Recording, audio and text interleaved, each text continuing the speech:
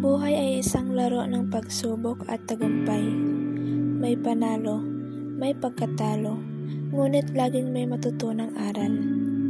Ang laro ng buhay at pag-ibig ay isang tula tungkol sa tapang, pagtitiis at tamang pagpili kung kailan hahawak o bibitaw.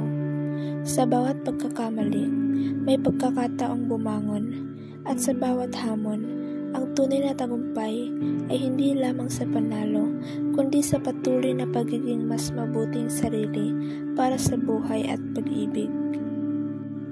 Laro ng buhay at pag-ibig.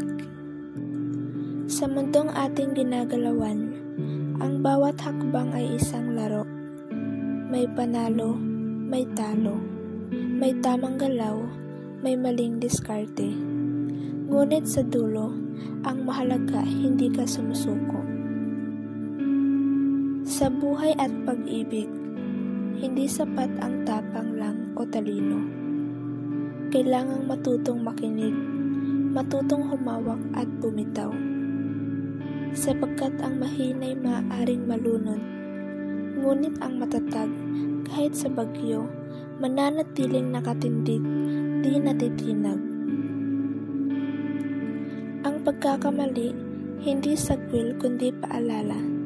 Sa kaya mong bumangon, na kaya mong lumaban muli. Kaya't huwag matakot, sapagkat ang tunay na laro ay ang pagiging mas mabuting ikaw, para sa sarili mo at para sa taong iyong minamahal.